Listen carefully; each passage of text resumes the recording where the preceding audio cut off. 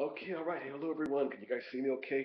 Yeah, the lighting is kind of funny here in the office as it's toward the late afternoon. But as long as you guys can hear me and at least see my countenance or my shadow like those old time Dracula movies, then I guess that'll work out just fine.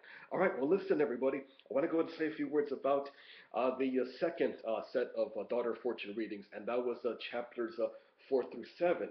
And these are the chapters. In fact, I've got my book here with me. So these were the chapters that are entitled "A Rude Reputation," "Suitors," "Miss Rose," and "Love." So that was roughly from about pages of 58 to about 115, 116 in that category. And before I actually get to the talking about the recap of some of the main events and themes and character storylines and all of that fun stuff. Let me just mention that the upcoming quiz 2, it's going to cover the first part of Daughter Fortune. So it's going to cover everything from it's going to cover from chapters 1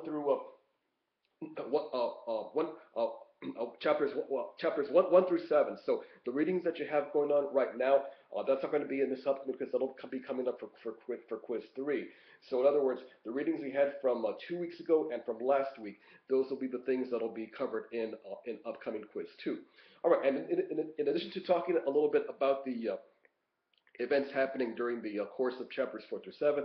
I'll say a few quick things about the readings which corresponded with that in the Rawls and Bean text, and that will be chapters 5 and 6. So what I'll do first is I'll talk about the story first, and then I'll backtrack and say a few things about what's happening in California with respect to the Rawls and Bean stuff. Okay, well let's go ahead and let's go ahead and get on with it, and let's pick up the story right now. And to do that, I've got my notes here on my iPad. Okay, so let's pick up the story with the chapter 4, a ruined reputation, and Allende immediately goes into talking about how the country is changing here in the 1840s. Because keep in mind, everybody, and hopefully all of you had a chance to read or at least to glance through the Chile article I posted in your respective group forums. So groups 1, 2, and 3. I've got that article posted in your chapter forms of 1, 2, and 3 respectively. But Chile became independent in the early parts of the 19th century, and not surprisingly, the European countries, especially English, wanted to get in on the actions, so to speak. The United States, to a lesser extent, was interested in Latin America, but for the most part, their focus was mostly on the Caribbean and on the Pacific, and of course, the extension of Manifest Destiny. But after the declaration of the Monroe Doctrine in the 1820s, for the most part, there seemed to be a de facto division of the New World between the British and the United States. It seemed that the countries that used to be mortal enemies up to the War of 1812 now had this tacit agreement, and that okay, you English, John Bull guys, you go ahead and check what's happening in Latin America, but protect us so we can go ahead and do our thing in the Caribbean and on into Mexico, because of course at that point in time California was still Mexican territory. So there seemed to be that going on between the Americans and the British, and Allende seems to hint upon that in chapter 4. But in chapter 4, Chile is beginning the quest to modernization, and she talks about how these new breeds of industrialists have these new ideas, and they're challenging the oligarchy, the landed estates, the haciendas, the estancias. These are people that are epitomized by the Del Valle family, especially Agustin Del Valle. For the most part, his daughter Paulina, she seems to be in the more the category of the younger, the new generation of industrialists, and of course her husband goes into that too. So the clash between old fuddy-duddy ideas as epitomized by Agustin del Valle, and newer revolutionary ideas as epitomized by Paulina and also her husband and her brother-in-law. That seems to be unfolding as we read a little bit more into chapter 4. One of the new breeds of thinkers of idealists is Joaquin Andiera. Joaquin Andiera works for the is one of the workers for the shipping company that's mentioned in the story. The company in which John Summers is involved in, and uh, Joaquin, from his perspective, even though he seems to epitomize these new ideas, these new thoughts, these new ways of thinking, he's in stark contrast to the rapid or the intense idealism that Jacob Todd seems to epitomize. So, for the most part, Joaquin is more pragmatic, whereas Jacob, as we see throughout the entirety of the story, really has his head in the clouds, and is like that for pretty much the entirety of the Daughter of Fortune story. Okay. Okay. Okay, let me see what else I should mention here about chapter four. Oh, one thing to happen here is that we see where Joaquin is at where I'm sorry with Jacob. Jacob's plan to sell Bibles begins to fall apart. People are onto him, and Jacob flees the scene essentially because no way was he able to live up to the expectations that he was supposed to sell Bibles. That was the thinking that we first met Jacob earlier on in earlier on in earlier on in the story is what I try to say. Okay, and let's see what else I should. Oh, and then the other thing that's happening too is that John Summers, for his part, he knows that the world is changing, that there's new innovations, new technologies. Of course, in the History 108 class, and I had this book extensively for them last semester.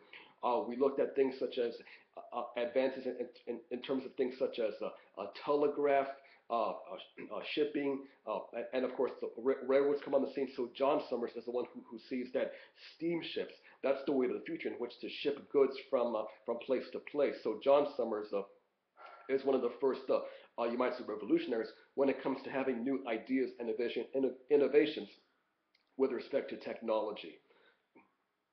Okay, in chapter five, we get into in chapter 4, we get an interesting event happening here in that after Jacob leaves Valparaiso, because remember from earlier in the story, Jacob had this thing, for lack of a better term, for Rose Summers. It was definitely that unrequited love idea. Uh, uh, Rose wouldn't give Jacob the time of day, but for Jacob's part, he was persistent and really didn't give up in his pursuit of Rose. But with Jacob gone for a couple of years, Rose devotes her attention to, in essence, try to make Eliza a proper woman, a respectable Victorian woman. And of course, one of the things that's significant is the fact that now it's time to find a husband, find a suitor, find a suitable companion for Eliza. And chapter five gets into a really crazy situation. I guess comparable to something you probably see in the Downton Abbey show. I don't watch the show myself. My mother's a big fan of it, so she tells me a little bit about some of the events that happening here. But if you've seen whether it's Downton Abbey or a lot of the other English shows over the years, the classic being Upstairs, Downstairs from about 4 decades ago, of course there are these scenes of scandal and intrigue, parlor games, all of that fun stuff, and we see some of that happening here in chapter five. So without giving too much away, let's put it this way: Rose's plans don't quite turn out as planned, and the results tend to be quite hilarious, for lack of a better term. One of the things that Allende shows is this sense of playfulness, this playful sexuality. I think a lot of the male authors can't really get away with that too much. Looks like they seem to struggle with that, or their language is maybe too coarse, too rough, too unrefined. So if you write stuff like Carlos Fuentes um, and of course the master Gabriel Garcia Marquez, it seems when they try to get into that, it seems to have a little bit more of a how can I put this, a rough around the edges type of quality. But Allende really brings about this idea of a playful sexuality, and we see that happening in chapter five, and we really see that happening going on in chapter six. So I guess any of you who have probably seen the 50 Shades of Grey movie, if you read chapter 6, this looks like something that might echo what's in that movie. So without giving too much away about what's happening in chapter 6, let's put it this way. Rose recalls her youth and how she was involved with the Viennese tenor, and that is named Carl Bretzner. The language, the games, all the intrigue. Allende really doesn't pull any punches, so I'm not going to go into a lot of detail here. I mean, you've definitely read about that already, or if you have, or if you need to go back and review, or you haven't read this stuff, you'll definitely come across this pretty soon. Uh, but the point of all this here is that Rose's actions back in the late 1820s, back in England, back in Europe, really caused a commotion, really caused a ruckus, really caused a scandal for the Summers family. So it's because of Rose's indiscretions when she was just a teenager. This causes much scandal for the Summers family, and they're forced to go to Valparaiso in around 1830. So when you get into things such as honor, guilt, shame, all of that stuff, and a lot of the stuff that I've actually come across in a lot of detail in looking in some of my anthropology classes back at UCSD in the late 80s, early 1990s. Allende does get into a lot of it about this. So basically, the upshot is to protect the Summers family. It seems that Jeremy made the decision to take the family out of England and come to Valparaiso. Hence, that's why they're in Valparaiso in the first place. Okay, finally, chapter 7. Uh, One of the things that's happening these chapters is the fact that Eliza, she had been smitten, she had been taken in by this mysterious Joaquin character. It's uh, and she began to establish these dreams, these ideas, these fantasies, these illusions, all of this stuff that Joaquin was essentially the man of her dreams. And as you read through the story, what you're going to find is the fact that for Eliza, you might say the myth of Joaquin, the fantasy of Joaquin, the illusion of Joaquin, that's more powerful than the reality the reality of Joaquin. I'm sorry, everybody. For some reason, Joaquin's giving me a bit of a tough time. I think I had about 2 cups of coffee before I started taping here. But in other words, the point I'm trying to make here is that Eliza's actions really cause consternation for Rose, for the Summers family. So they try to do things to break the spell. Mama Fresia comes into the scene to try to calm this, try to get rid of this foolishness, and uh, and let's see what else I should mention here. But for the most part, these types of plans, these type of ideas, these types of uh, measures try to stop Eliza from foolishness fall by the wayside. Eliza is totally in love with Joaquin and what he's all about, and these are a lot more of the things that you've undoubtedly read about as you've finished off in chapter 7. That is the love chapter. Interestingly, Allende makes interesting observation of Joaquin in that he seems to be considered, or he's considers himself a fundamental Christian. That's a really interesting perspective to keep in mind because it seems that Allende, as the story unfolds, she doesn't make any doesn't pull any punches when it comes to attacking the notion of organized religion. So whether it's Protestantism or Catholicism, Allende seems to have a lot of distrust and misgiving toward the structure, the hypocrisy that religious officials have. Whether it's hierarchy in either the Protestants, among the Protestants, or within the Catholic Church itself. And I think what Allende is trying to say in the Joaquin as a fundamental Christian is that he's got the characteristics that is of being a true Christian, but without the trappings of being a quote official Christian. I know that might seem a little bit confusing, I think, but I think if you read the chapter already, you probably have a sense of what Allende is trying to get at in chapter 7. And keep in mind, of course, Chile, of course, being a staunchly Catholic country, the strictures, the tight rules from the hierarchy, that definitely this notion of honor, codes of honor, codes of justice, patriarchy, all of that. Religion is an overriding theme which dominates the social structure in Chile, and, and I think in large part because Allende left Chile many years ago. She's been living in Northern California now for almost 30 years. She's far away from that. So as an outside observer looking back at her country, her views about dominant patriarchal society, the domination of the Catholic hierarchy, her views about that, they're being reflected by what she's saying about Joaquin, and and within the scope of chapter seven itself. Mm. Okay. All right. All right. So anyway, I think that's pretty much it in terms of covering what's happening here in chapters 4 through 7. So at this point in time, of course, Eliza is still in Chile. She's totally in love with Joaquin Andieta, and undoubtedly, as you get into more of the readings, more into the subsequent chapters, you'll see where Eliza really starts to make some decisions which ultimately proved to be almost too costly and almost in a sense cost her life. But Eliza's still a very young girl. She's in about her mid-teens at this point in time of the story. As chapter 7 ends, she's in love. She's this. She's that. And I think Allende really captures the sentiment of the way that Eliza feels. Um, and like I said, uh, what, what I talked about here, what I talked about in the last video, in terms of chapters 1 through 3, these will be the things which will be the focus coming up in the next quiz. So chapters 1 through 7 will be covered in quiz 2. I'll save the remaining some of the remaining stuff for the next quiz, for quiz 3. Okay. Now at this point in time, before I wrap things up, let me quickly say a comment about how this connects with what's happening in California and the readings you had that corresponded to those Dart of Fortune readings, chapters 4 through 7. That was, of course, chapters 5 and 6 from the Rawls Bean textbook.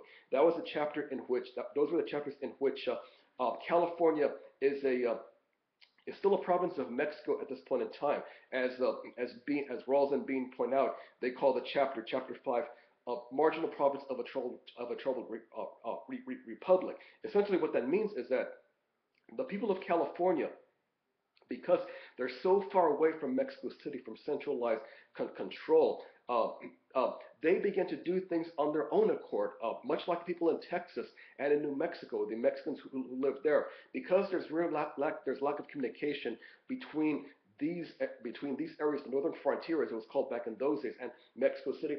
People did their own thing. They had their own language. Well, not of course. Well, they had their own ideas, their own rituals, their own customs, their dances, their fandangos, jarabe tapatio. Some of the stuff that was covered in the PowerPoint program. So, in other words, the Californios, as they were called, they did things their own way. So anytime Mexico City tried to impose a centralized rule over it, they fought back repeatedly, as you saw in the PowerPoint program. You saw how some governors uh, didn't get along with the Californios, and even amongst the Californios, you had a split too. In the Northerners, they were more interested in engaging in trade with the United States. Of course, San Francisco being a major port at that time, Monterey also. Northern Californios, they liked trading with with people from New England. Of course, the whaling industry, and the trade for the sea otters, all of that stuff. So early on, by the 1820s, 1830s, before gold was even talked about, many Northern Californians already had contacts and trades with people from the United States and from other parts of the world as well. The Southerners, for their part, because the geography, the terrain, of course, Los Angeles, San Diego, those areas, there was still more of a cultural tie to Mexico. So the Southern Californians, or the Sureños, as they were called, Northerners being called Norteños, the Southerners were more pro-Mexico. So as more and more Americans started coming into California, even before James Marshall's epic news was announced, there was already a split emerging between the Northerners who were more pro-U.S. and the Southerners who are more pro-Mexico. And these are a lot of things that Rawls and Bean talk about in chapter 5. So to connect with Daughter of Fortune, you might say California much like Eliza Summers was. California was really restless. California had a lot of this nervous energy, didn't quite know what to do with it. You might say there was a sense of political immaturity on the part of both the Norteños and the Sureños. And likewise with Eliza Summers back in Chile, she had a sense of immaturity too, as she was growing up, trying to negotiate between what the Summers family wants of her desires, what Mama Fresia says about her, or was she interested in the wanderlust, Free Spirit of John Summers, so all of that. So as all these forces are pulling apart on Eliza, you might say comparable forces are pulling apart on California in the 1840s, before the 1848 announcement of gold. Okay, and then in chapter 6, um, this coincides a lot more with basically it connects with chapter 5 in that we talk about American infiltration. So we're talking about people like James Ohio Patty, Jim Beckworth, and of course Jedediah Smith, not to be confused with Jedediah Springfield of the Simpsons. But we're seeing more, in chapter 6, Rawls Bean talk more about who are the first Americans who come into California.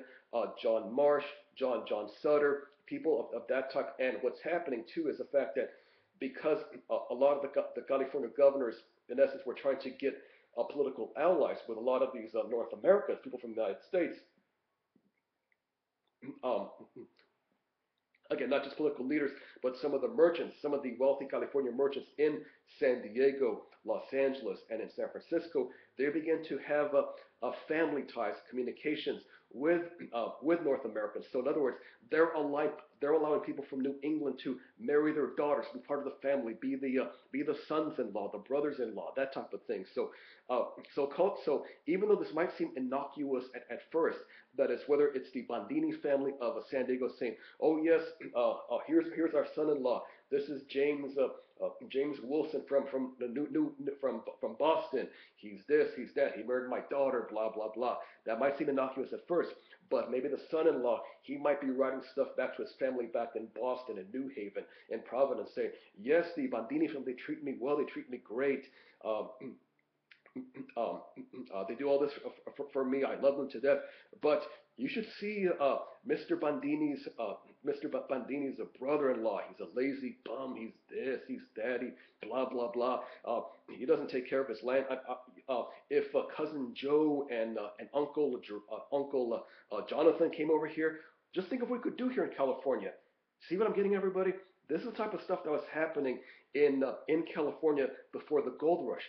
Many North Americans in California were sending stuff back to their families back in New York, in Boston, Providence, New Haven, Philadelphia, wherever. So there's a sense of a momentum in that the people in the East Coast getting the reports in California thinking, well, if we come over here to California, maybe we can do something about this. And in fact, there was the Consul General, Thomas Larkin, who's mentioned in the PowerPoint program, mentioned that California was, in writing back to President Polk at the time, was essentially saying California is like a fruit ripe for picking. So these were the types of things that were happening before the gold rush hit. So in other words, what a lot of these Americans were doing in California was basically paving the way or greasing the wheels, so to speak, before the gold rush hit. So once the news of the gold rush hit, because there were already these ties of communication between those already in California and then with their families back in New England, the Midwest, the South, the Mid-Atlantic, wherever.